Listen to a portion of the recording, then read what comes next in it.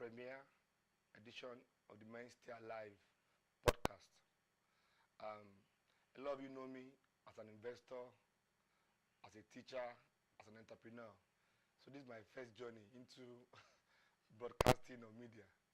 Um, so I hope you get to enjoy this session. But most importantly, I hope it ministers to the men out there. This is a conversation we're going to be having quarterly. We've sent out materials ahead of this podcast to let you know about. Um, and our goal, our intention, our mandate given to us is to have conversations that men don't like having. They want to have it, but they don't know how to, or they don't like having. Our goal is to encourage men to understand that manhood is not about being too hard on yourself. That first you're a human being before you're a man. You're a being created by God to glorify his name. And your role as a father, a husband, a son, a brother, anything, as important as that role is, your life is sacred. I'm so lucky to start this edition, the premier one, with the one and only Uncle Sonny Rabo, who has agreed, who is man enough to be the first man to come and talk about men. So we are going to have the next 1 hour talking about certain issues that men go through, so that one, men can understand they're not alone. Two, men can understand that it's okay to feel how they feel, that feelings are valid, but how they respond, the choices they make are very important. And equally as important is that so that women can understand men better as well. Because at the end of it, we want to build family units, community units, nations that are strong, that are able to build stronger men and stronger women. Because that's what God ordained. But before we start, like everything I do in my life, my season, I would like everybody here, including Uncle Sonny and I, to first take just 1 minute to pray in our own way, to invite God into this session, because God mandated this session, to invite him to ensure that his glory is manifested.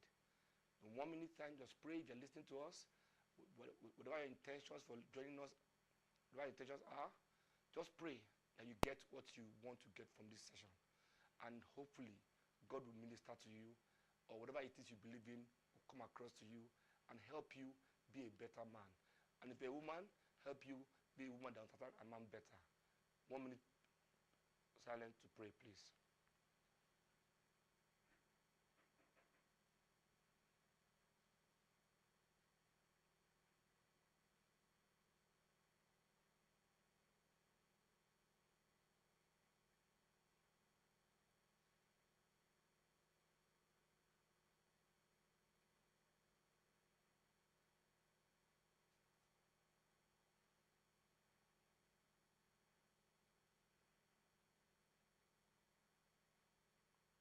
Amen. Amen.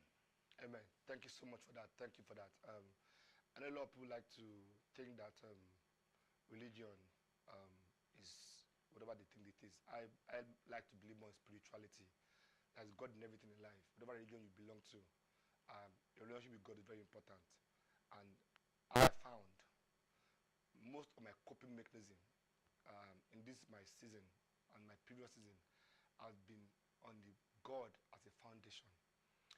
This premiere edition also is very important to me for two reasons.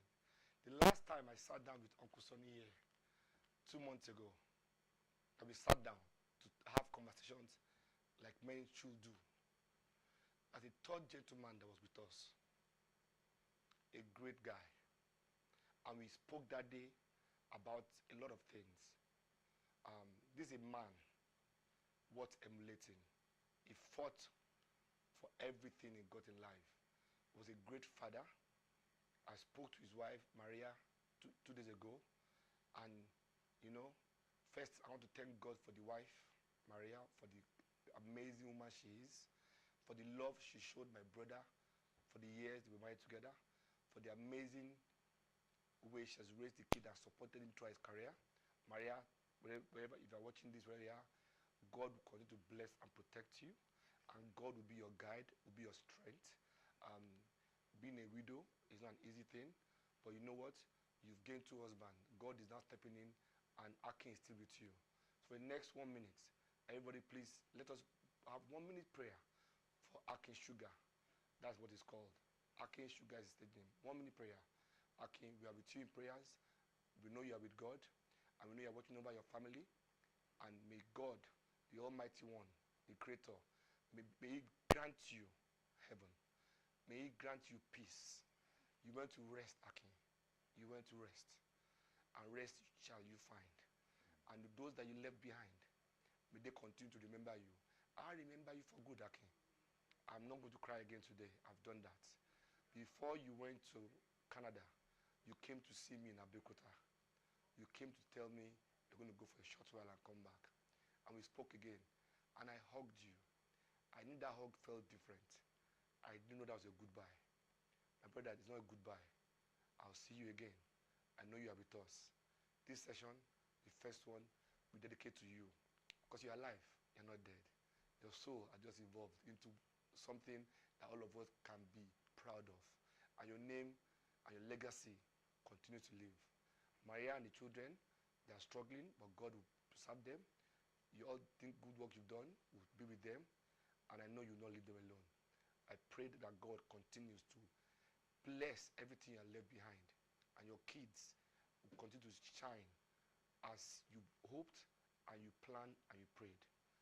We are with you, Maria, in prayers, and everybody that knows Akin will know what a great guy he was. Akin was a great guy, and I can testify to the man he was. I'm sure Uncle Sonny too can testify. Yes. Akin, till we meet again. Amen. Amen. Okay. So on that note, let's start. Let's talk about men, Uncle Sonny. I remember that. Remember that King I couldn't help but remember the resilience, yes, the power, and determination he had in him. For many of you who don't know Akin Sugar was a musician who, how would I put it? I think he was a man who made sure that he never gave up. He never gave in. And he also made sure whatever the situation, he was always the winner. His band broke in two. He continued. How? May he still rest in peace. Amen. Amen. Remember that day when I did the profiling for him? Yeah. About the questions I asked, the 4 questions I asked him, and how he opened up. Yes. His soul. He opened up. So he was so determined. Yeah. And real about everything. And that's a fighter. That's a man. And Akin he left everything intact. Wow. Yeah. It's as if he knew he was going. Even his wife was saying, Akin, what are you saying? When I spoke to Maria, like, Akin, what are you saying? He was saying everything was intact. He came back to Nigeria. He heard the bookings he had. He put his affairs in order before he then went back to meet his wife. And then, spoke to her. She was like, no, Akin, don't talk. I'm just saying, just in case, Akin was a special kind. And like I said, when I heard, it reminded me of something we'll talk about today. And the word you use, which I will start with, is resilience. Resilience, yes. Far often that day, when the 3 of us were talking, we were all emotional. I remember Akin crying. When we got to that point, he cried when he opened up about the justice that he felt had been done to me. And he told me about people that we both knew and what they were saying about me. And was surprisingly, remember? And he cried. But that's the first thing I want to throw to you, Uncle Sonny. They say boys don't cry. No, boys don't cry. Well, deep within, they just they weep. Yeah, they weep. And that's worse than crying, Very deep. Very deep. Men weep. The difference between weeping and crying is that weep is internal.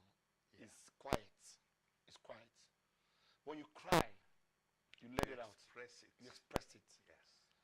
Why is So it that the emotions are out. emotions are out? Mhm. You know, and you know,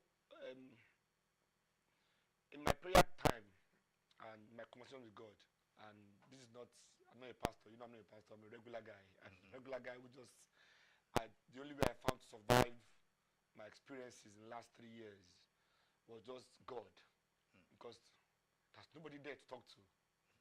Nobody, everything I thought I knew. That is when you know you have a friend or you don't have I have a friend, and desertion. no, and funny enough, I was grateful for those friends that left, because at least I now know what I know about myself, because they gave me a chance to know myself. You see, for us men, and I want you to speak about this when I get there, we we never have a chance to know ourselves. When we were Because children, a lot is expected exactly, of us. from when you're young, Yes. You know, your parents expect so much from you. Men don't cry. men don't cry, boys don't cry. You know, boys don't cry. Be a man. This and that. Meanwhile, you're harboring a lot deep in your mind. So you're looking for someone to cry to, who will hear you. Not your cry, but your voice and the words that are in your mind. If there's nobody to listen to you, then there's nothing to do. You just let go. So many people have different ways of expressing that emotion. Anger, you know, or suppressed cry, you know, or you just let out. That is why some people do a lot of things. They either drink or smoke or go fighting. Yeah. So it's too much is expected of a man. I just look at the Igbo tradition, for example, where the man is supposed to go to his mentor, understudy his business style or model, and then he comes back expected to take care of the entire family. In the meantime, he doesn't go to school. So, not going to school, he must get money. So he must do business. He must survive in that business. So he has a style that he must keep to survive. But the woman, she's smart. She goes to school. She gets all the degrees. Then she will now marry a man who didn't go to school. How do you manage that lifestyle? Anyway, we'll get to that. Let's Interesting. You know, one of the things I like to say is, I find, Uncle Sonny, that man that didn't go to school is actually a lot more knowledgeable than those that went to school. Okay, well, maybe that's the University of Life. Yes. You see, University of Life is a university that a lot of people don't get to go through. Because some people are too school for cool, right? They don't get to learn about life. Because, see, education robs you, because education gives you supposed knowledge in bits over a period of time. It's stereotyped. Yeah. While the man that's learned life by learning from somebody, by working every day, by toiling, by struggling, by hoping, by dreaming, by falling down, by getting up and building something, And it's expected to then go back and it's deliver. So the resilience he has built, they don't teach that in schools. They don't teach that in schools. So what the Igbo culture does is that it turns boys into men fast, early enough. But like you said, in that whole process, he has wept inside several times. He has died several times. He hasn't cried. So I like that. He hasn't cried. He died, but he didn't cry. He didn't cry. So what you see a provider. All he knows how to do is provide. And is content. Well, that's all he knows. Okay. That's all he knows, right? Because who's going to cry to? Imagine learning that job. Nobody listens to you. Who's going to like? Because everybody has done it. Why are you different? Yeah. And those that even went to school, in school too as well, you can't cry your friends will laugh at you. Why are you crying, a woman? Your dad will tell you, man up. Yes. I'll tell you a story. When I was doing my graduation for my doctorate degree in France, some 14 years ago or so, I was lucky enough that my dad was alive. So my dad was there in France with me. My dad was lucky enough to see two of his sons have a PhD same day. My older brother and I. Wow, it's a good one. So my dad was amazing. So we're having this fancy dinner on this boat on the Seine River at night. My friends were there, my family were there. Everything was nice. I was told to give a speech about film. So I was giving a speech. I was crying. Now my dad was old school. Man up. My dad is old school. My dad basically raised himself and his family, and raised a generation of men. My dad has been providing since he was young for his siblings, for his community, for cousins. My house then was, my mom used to feed almost 30, 40 people daily. The bowls were always there. My mom still does that till today. I saw her today, and all she thinks about is the people in the environment, how they're going to eat. So all my dad knew was just be a man, provide, be a man. And my dad used to say to me very clearly, he would call me Akintoye, you should be ashamed to die if nobody can testify that you existed. Be ashamed to die if nobody can testify to your existence. That means you have not touched any life. You have failed. That means you didn't leave any legacy at all. So my father lived many lives because he touched many lives. So there I was doing my doctorate graduation. I mean, that was a peak of a man's academic career, right? I had PhD in finance, great grades. I got amazing. I was my friends and family. It was emotional for me. My dad was there. My dad always was one doctor. My dad was there, and my dad was there. I was thanking him, thanking my family, thanking my friends, and doing all that. So I got emotional. I was crying. So I know back in the day, you will know, they learn Latin. So daddy, daddy went to school first. After go to school, he then learned to be a typist. After being a typist, he learned to be a secretary. After being a secretary, he learned to be a personnel manager. That is the man who went through the University of Life. Yes, a personnel manager. After personnel manager, then you graduated in HR gradually and admin. So you left from Cocoa Board to Central Bank and you retired in Central Bank. So all his life, he had to fight to know, for knowledge, to work, to balance a family, to raise children, to take care of everything. And so he spoke Latin. So when I was crying, he just put me in Latin, he said some Latin words, and I said, it means stop crying now, be a man and talk quickly. That was my day. I got the PhD. I was happy. I was crying. I was emotional. You were crying like a baby. And my brother, why are you crying? Why are you crying? Why are you crying? It's a great day. Don't cry. He said it from a point of love. Yes. And instantly, he expected you to, quote and unquote, move up. On it. Move on. Right. Well, I did wipe those tears. I wept inside. Because first is, I'd achieved what I wanted to achieve. The question is, where should a man stand if there is nobody to cry to? So later that night, Daddy then called me and said, you know why I didn't want you to cry? I said, Daddy, why? He said, first is, he said, your generation is different, Akintoye. I raised you, I've been tough for you. That, you see, when men cry, from this own generation, people see you as weak.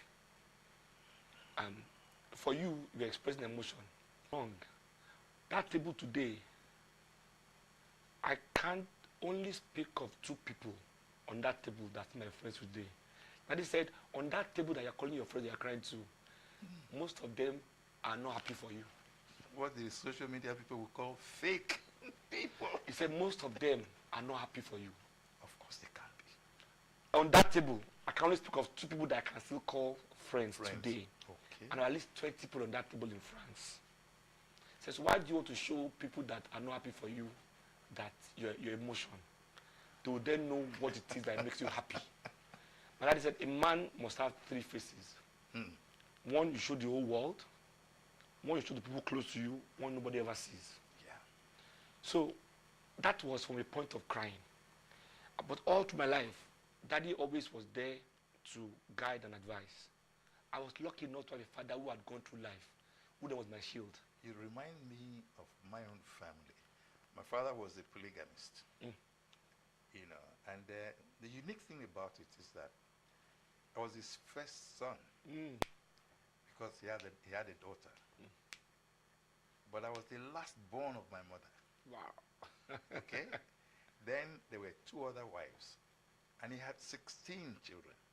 But guess what? He always made sure that I played the role of the flag bearer. Mm. The responsibility must always fall back to me, whether I am, as far as he was concerned, I was the first man, the first son, the flag bearer. So nothing else mattered. Now that to me threw a challenge that I never understood. Challenge was okay, so if I'm the flag bearer, what is expected of me? When I asked him one day, he said, go and find out. There's nothing as shocking as being told, go and find out. It's like when I was in school, he said, go and read it up. Oh my goodness. So it's the same thing when you're married, you have children, and then you're looking for somebody to talk to. That's when loneliness can knock on your door, because you're not sure who's going to listen to you and understand the way you feel things. And you know, Uncle Sonny, for people listening to us, Uncle Sonny, loneliness, men are lonely a lot. And for a while I was lonely in I call it my wilderness season. I didn't realize that I could see it as loneliness or solitude. Loneliness happens to you, solitude you choose. Yeah. When I then say I'm choosing solitude, so I can get to know me better. And know my God better. I realized that the loneliness was not bad anymore. I can like myself more. True. I started being myself more. You've seen me. I like myself more than somebody asked me once, and I'm going to come to that question. He said, how do you define your relationship with yourself? I said toxic. Very big question. I said toxic because I take care of myself last. Everybody first except me. I have a friend who says, think of me first too. Because I'm not going to listen to you if you think of yourself first and me later. So I said,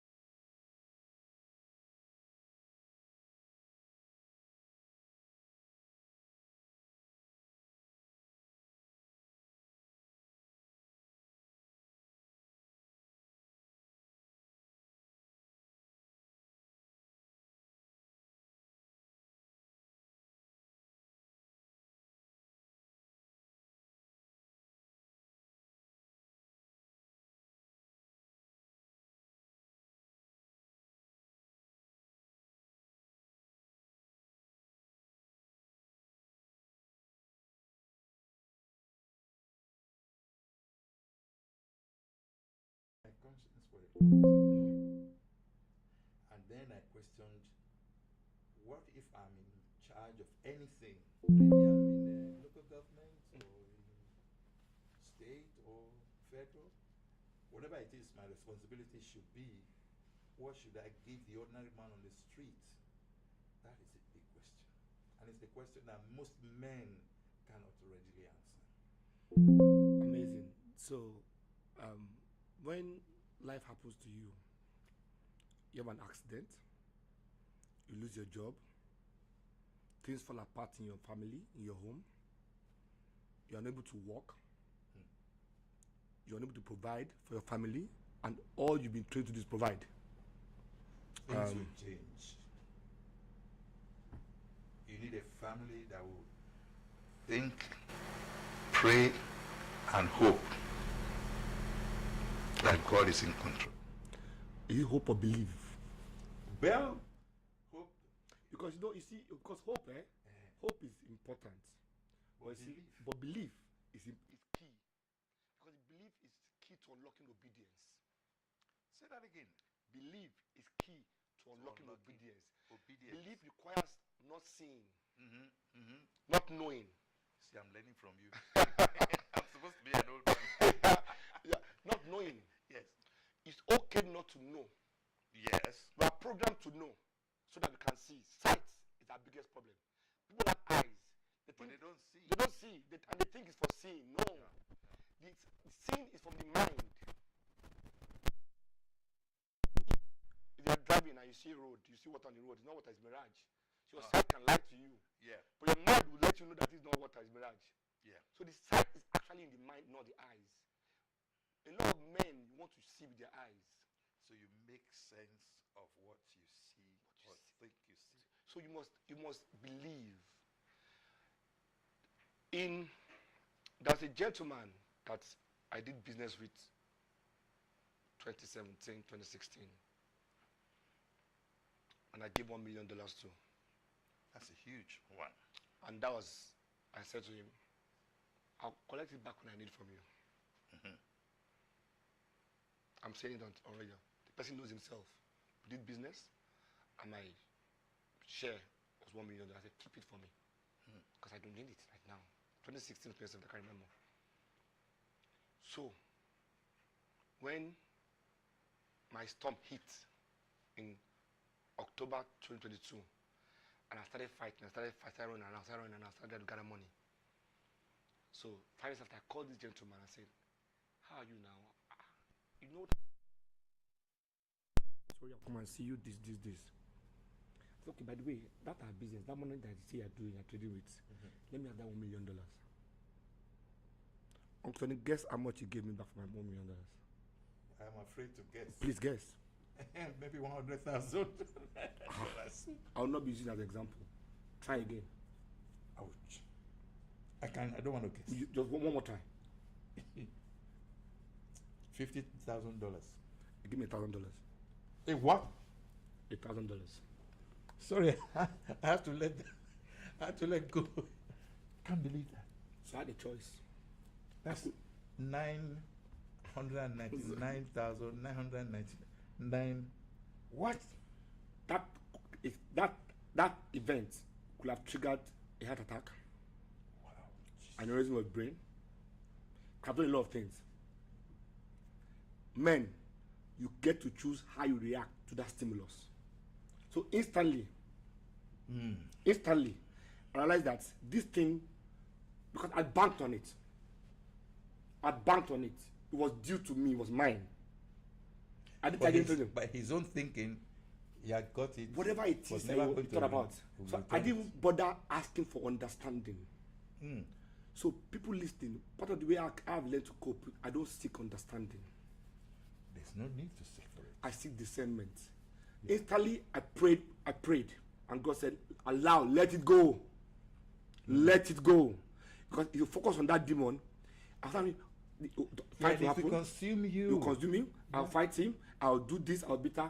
So in my mind, I just shut the door to that person and that money. Let me come in there. Because of what you said, you know, even in your bitterness, He doesn't know you are bitter. At all. He doesn't even feel the bitterness. And imagine what kind of man he must have been to have done that to me. Uh-huh. So trying to understand that kind of man is a waste of my energy. Absolutely. Yes. Trying to understand how will I survive is an insult to my God. Yes. Because there's nothing that my God That's cannot impossible do before God. Yes. You know, one of my favorite abros and friend and brothers, Timmy Dakolo, has this song, "Nothing they waste for God and do." Yes. You know, the choir master. God, the universe is fertile. So instantly, what I do was like, I just moved on. I shut him out. I moved on. Okay, cancelled. Money's gone. Looked around. Everybody disappeared. Okay. When you need them most is when you don't see But that's life. You know, that's life.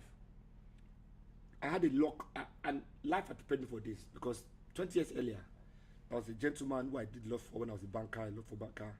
Then something happened to me in 2002. I didn't see him again.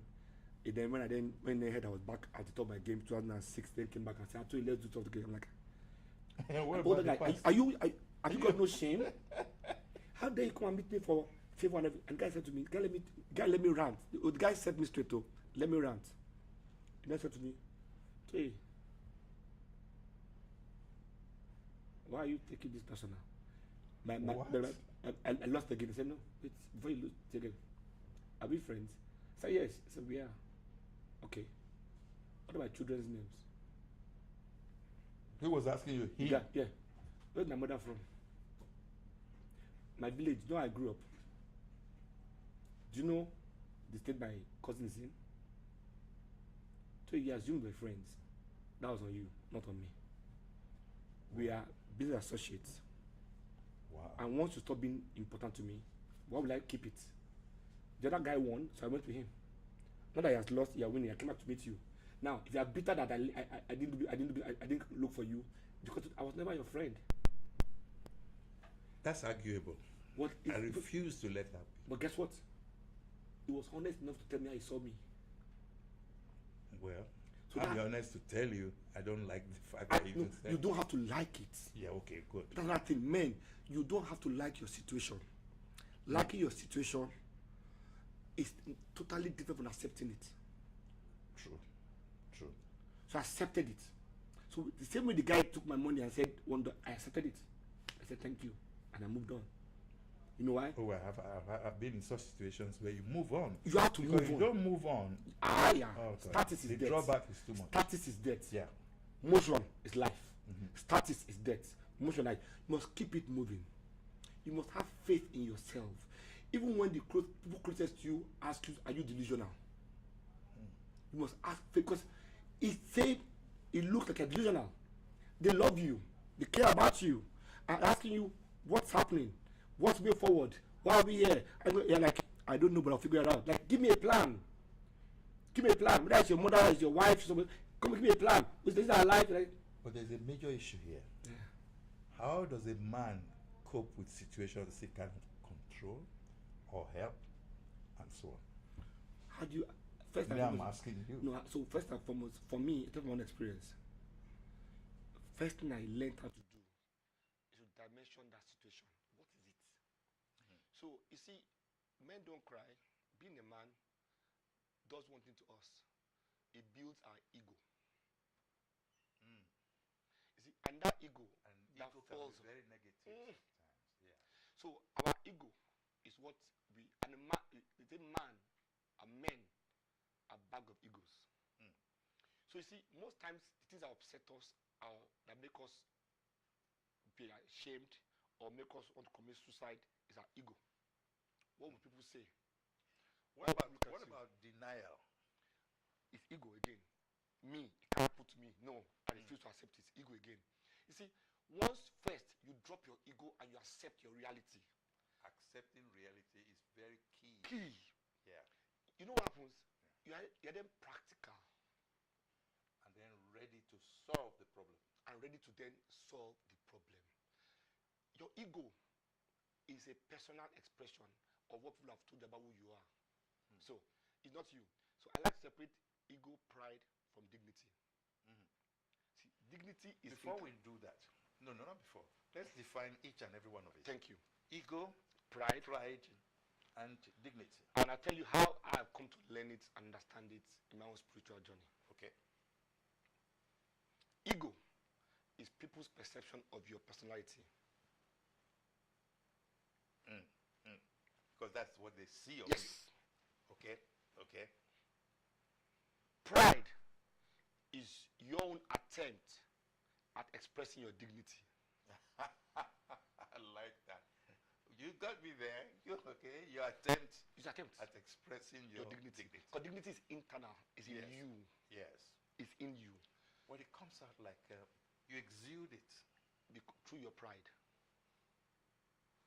I don't agree with you. Why not? Let me tell you why, sir. You do not have to tell anybody you're a man. True. Dignity Let is your action tell. You know you're a man. Yeah. Dignity is knowledge. Yeah. Knowledge. Knowing something. Call you are useless. You can't provide. You're not a man. You are not a father. It's the things that will hurt you. It's okay. that thing those words are hurting your ego, your pride. Your ego actually and pride.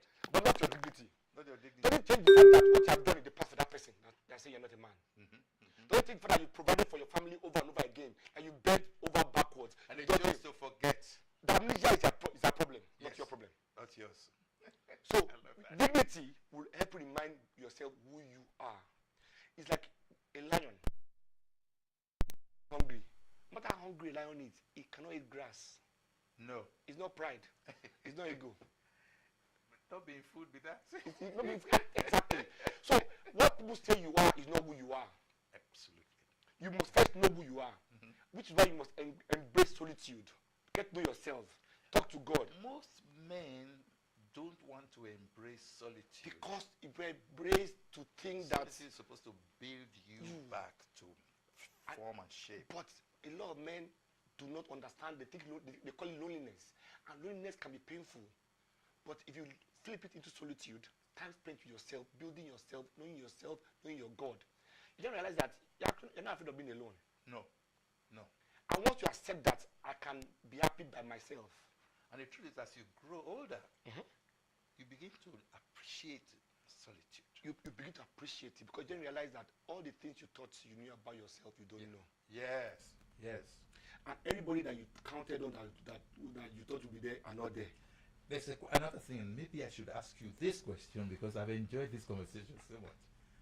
You know, there's the idea that a man will be a man. Don't you understand? That's a saying and it's a poem, right? But the same man understands that he expects something of himself before he begins to look at the world and what the world expects of him. Okay? So, therefore, why should I be a man if I cannot convince myself that what I'm doing is supposed to be a masculine man thing? So I'll tell you. And this has helped me heal, guys. I'm a man because God said I'm a man. Made me a man. The small voice in your head. Yes. I know why. I'm a man because God made me a man first. And the Creator doesn't make mistake. No, he doesn't. 1. 2.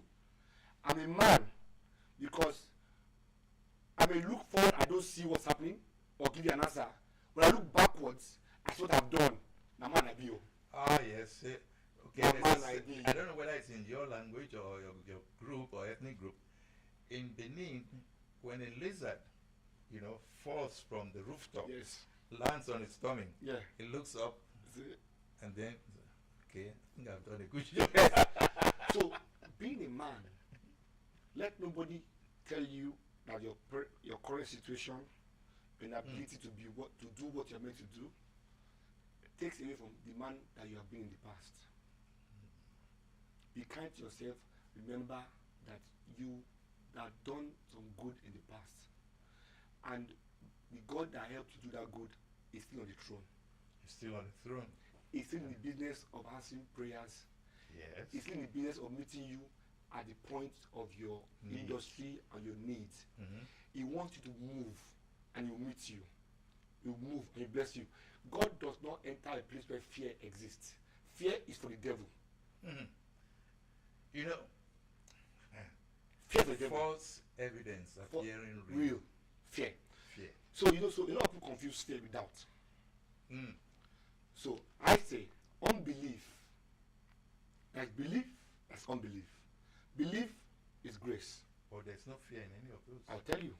Unbelief and belief. Belief is grace. It's Grace, God's grace. Yeah. And it's just almost maniacal focus on God. God also understands unbelief. But unbelief has two children. One is called fear, one is called doubt. Okay. Now that's another one. Another Now- learning sport. Yes. So, doubt is allowed. That means I don't see God, but I will still act. With doubt, you still act despite not seeing it. Yeah. Like Thomas. Doubting Thomas. Hence, Yes. in the Bible, they call him doubting Thomas. Thomas, yes. Each time Thomas wanted to see, he doubted, and God showed. You showed him. Because Let me see the Thomas will still move, but God will still show. The mark of Let the me nail. see Jesus. Okay, I'll appear. Mhm. So it did not say I not make the effort, No. but I don't believe. That is unbelief with action. Right. Fear is unbelief with no action. That means you have assumed that nothing will happen and God doesn't come there. So you just avoid it You completely. avoid it. God damn. So do not let your unbelief turn into fear. Let your unbelief be doubt but act. And if it doesn't happen today, act again. Every day you wake up, act. Because every day is a new lifetime. How do we resolve the question of not depending on doctors' advice or medicine when it's a man, if you like a woman, who is now coming to terms with his or her reality? We're talking about men here. So my reality as a man is what I see in front of me and what I expect that by talking to God, God will do for me. Yeah? But as I move on, and I'm not sure the mirage you talked about it earlier, I'm not sure it's a mirage, but I can discern it and make sure that it's not my mirage, but it's a mirage that's created in my mind Yes. and I'm not supposed to accept it. So how do I cope with that? Testimony of God. Mm. I say this in what's your testimony of God? And one, in three things, in three dimensions first. In my life, I've seen my father. I've seen my siblings. I've seen people I don't know. And I've seen what God has done for them. God that did it for them can do it for me. True. One. I've read about great men in the past that God has done it for. Yes. Documented. Three. Then me. In the past, God has done it for me too. Why will it change? Even though, so a lot of us like to think that seasons are permanent. No. Mm. Life is about seasons. There are seasons of abundance. And then There are seasons of luck. luck. Yeah. Each one has come to teach you something. So you must You learn must learn as you move in along. each season. Yeah. In abundance, you must learn to understand how to manage. Mhm. Because it will not always be there. In lack, you must learn how to survive. True. In each season. So let's take the let's So go and adaptability comes in. So exactly. So remember, God created you to glorify Him Mm-hmm. on this earth, to worship Him. So in everything He throws at you, He's testing, will you glorify me? If I throw wealth at you, will you remember it's me? If I take away everything for you, Job lost everything. Lost everything. And he quarreled with God and said, but God, I'm still standing here. He took it with equanimity. What? Because you know what? That's what God asked. So first is what That's why is God your everything back. testimony of God? Yes. And whatever you're going through, what are you saying? Colonel Sanders that started KFC. He didn't get a break until the 60s. Mm-hmm. 66. I feel about. 66. Yeah. Charlie Munger, one of his partner. Read the story. There are people who, at any age, your time. So people look at age to define their outcome or their progress. Mm. The biggest thief is comparison of life. Of comparison. Don't compare with anybody's anything. The biggest thief. Do you know why I'm laughing?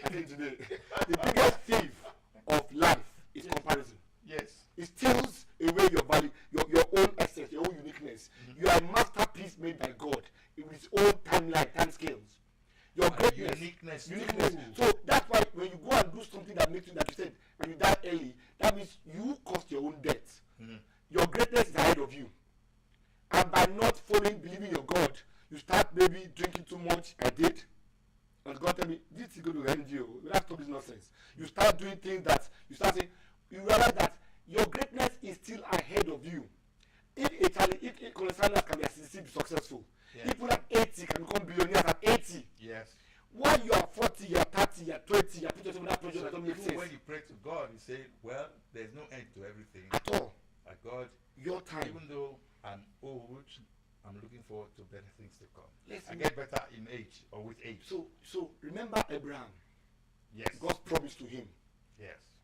that you will have a child. It's like a guy. He's saying God. I think he had his child at the age of 95 or That's something like that. So imagine. So like I said, what is your testimony of God? Mm. Mm. What have you read that God has told you, has promised to? Where? Unless you quit, God doesn't do. God doesn't do God quitters never quits on you. at all. You quit on yourself. Yes. Devil let you know that it's finished, it's over. You better kill yourself and yourself. Let us be very spiritual. Judas and Peter did the same thing to Jesus Christ, Betrayal. but one committed suicide, one did not. Yes. And that's why that name Judas is erased from is known for eternity. Mm-hmm. See, whatever it is they are going through, it will come to an end. Your season will change. The Israelites, after 400 years in Egypt, when they finally got through Red Sea into the wilderness, they got there. Can you even imagine what 400 years Yes, is? they then passed through Red Sea. Moses did a miracle. They got into the wilderness. I said, Moses brought us to suffer. And God provided to them manna from heaven every day. And they ate and were And not. they were told not to save. But they tried to save it, it will spoil. Yeah. So for 40 years, they were in that season of manna from heaven. And God said, there you, Joshua and Co, enter that. I'm preparing place for you. God has said to you, He prepared a thing for you in front of your enemies.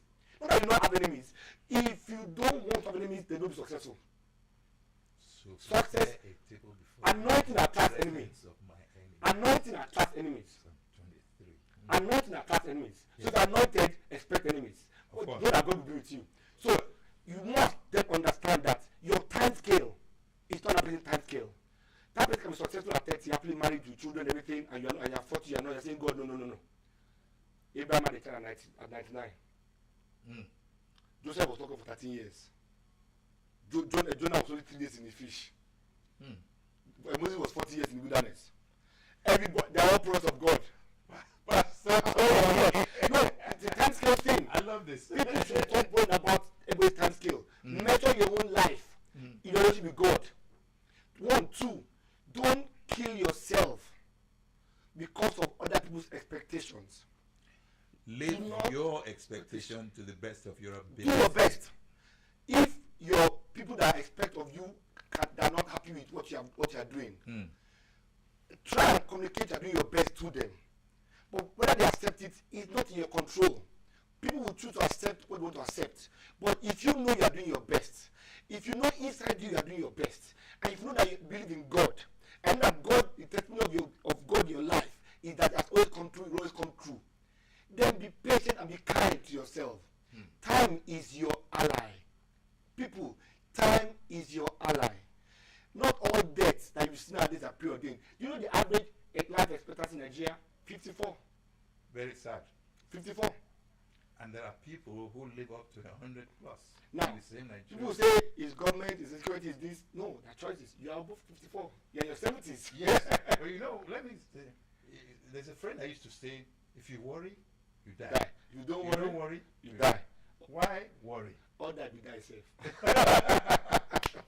You know, so Uncle Sonny, it's very important that men in this edition today, the thing we are telling you, the pillar we're talking about here is being kind to yourself, the burden of expectation Mm. that men carry, that make us weep inside, that make us unable to communicate, unable to show vulnerability, that breaks bonds, that make us push our loved ones away. That love it. That burden of expectation is because you've assumed that you are the one that will solve your own problem. 1, 2, you are not the one. You will do your part and God will meet you. 2, that burden of expectation happens because you have put a timeline to it. It's God's time. If you force it and try and get it, you get into trouble. And that the devil has a trick. He packages great things, shiny things, but they're short-lived. It's called one chance. Devil is without one chance. He will offer you everything. Devil can test all the prophets himself. He will test all the people, test them for, and then they know you that I know you are them. You are testing me. And he will test everybody. It happens to everybody. Life happens. In this life, God has given devil the ability to mess around with you. He's a rascal, right? He will mess around with you. But when you stay with God, God did not promise you an easy life. But he said, I will stand with you if you stand with God. So it will not be easy. But God will give you resilience to survive the hard times so that you can meet your abundance season. An abundance season is cyclical. There are times of lack, there are times of excess. You must manage both, but know that the same God is you. Whether it's your children, whether it's your mother, whether it's your husband, whether it's your wife, same God that brought you here God never leaves anybody again. I have not seen it in my own life. If you have seen it, that's on you. The testimony of God that I have is that He's faithful. What I've gone through the last 3 years, 99.9% of men will have died. I even tried it myself. I'm saying it. And God said, you don't go anywhere. I have work for you to do. And that's why men stay alive. Because no, there's a way you can cope. On this one, first is be kind to yourself. Create an altar. Talk to God. Write down how you feel. Find words for how you feel. I realize that each time I'm feeling frustration. And frustration means that emotion that has no word. So I then take a pen and say, try and dimension that. Once I write it down, I want to say it out. I feel less frustrated. So you are frustrated, find words for how you feel and say it out to God. So that your brain, frustration happens between the brain and the heart. Because the heart is feeling something, the brain does not understand. The brain processes what it sees. The heart feels. Yeah. The brain sees, hears, knows. So is why they use the heart the way they use. Exactly. Right. If you are able to then how the heart is feeling, let the brain dimension it by writing it down. You can handle frustration. Because then you now know what it is you are feeling. And when you know what it is, you can find a way to solve it. If you believe, and you have to remember to be kind to yourself always. And if you are able to meet expectations of your loved ones, I'm not saying it's okay for you to just do it as I've tried my best. No. You keep going every day. You keep doing every day. You show up, even when you are laughed at. You show up, even when they don't believe you. You show up every time anyway. You show up, and you let your loved one know I'm doing the best I can. Whether they accept or not, it's not. But if once you do the best you can, once you are doing it, you be kind to yourself. As Mother Teresa used to say before she died, say people will criticize you for whatever it is they want to criticize, but go ahead and do it anyway. Do it anyway. Do it bloody. Do it smiling. Do it crying. Do it anyway. You know, before we go up, there are a few things I want to say. I would like to comment on it. Yes. Guys, I know it's tough. We are living in very interesting times. It's tough. Money is scarcer than it has ever been. Betrayal is the name of the day. Self-interest is king. You don't even know who your brother is anymore, or who your friend is anymore. And more important, things are more expensive. Life is getting tougher. All these are real. So I'm not taking away from all that. But the way to look at all that is realize that you were built to last. You were built to last. You were built by the Master himself. Yes. He has put in you what you need to survive in each season. Meet him and ask him, God, be vulnerable with your God. I'm here. This is how I feel. Meet me. And be patient for his answer. A lot of us want our answers right now. God is not in the business of right now.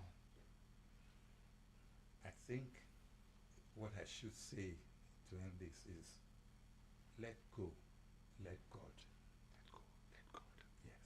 Let go, let God. Be kind to yourself. Money will come and go. Don't compare Don't compare. because you will not last it. It will not last. Don't compare. Your timeline scale is different. Your feelings are valid. It's okay to cry. So that altar that you have it, go and cry there. Yes. Cry in that altar. So don't cry to your friend. Go and cry in that altar. Cry it out. You always feel better. And each time you are doubting that you think that you have it worse, I beg you, go to an orphanage. You think you have it worse, go to the hospital. Some people will buy, they will pay you all the money they have to feel the way you are. Go to the hospital, go and see people that will have bought the money, but they want your health. Each time you think that is bad, go to the graveyard. Then you realize that, God, thank you. Gratitude. Never reach my turn. Gratitude is key Yes. to surviving these times on burden of it. It's been 1 hour of talking to you guys about staying alive. I'm a testimony of God. Not that my enemies didn't try, or not that they're not still trying. I know that they'll not keep trying, but they'll keep failing. Not because I'm a superstar, no. And I'm saying this open on air. I know they're listening. I have a God. You are not my God. Absolutely. And it cannot happen to me. God happens to me. If God allows it to happen to me, that means it's good for me. God only has goodness in him. And I've learned that the storm never goes away. But God has taught me, or is teaching me, how to find peace in the storm. So I can find rest and sleep in the storm. And when I find sleep in the storm, I can thrive. So gentlemen, storms are there every day. Even good times they storm. Good times they storm. You must be able to understand it and dimension it. Be kind to yourself. Focus on God. Do your best every day and be grateful. Because it can always be worse. There's somebody in life that's worse than you.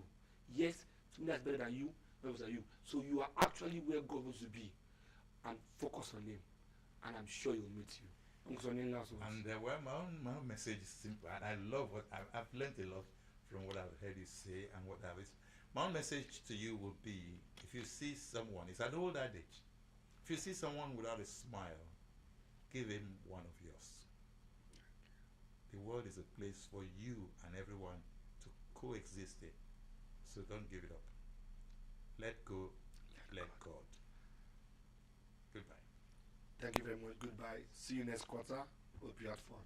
Bye.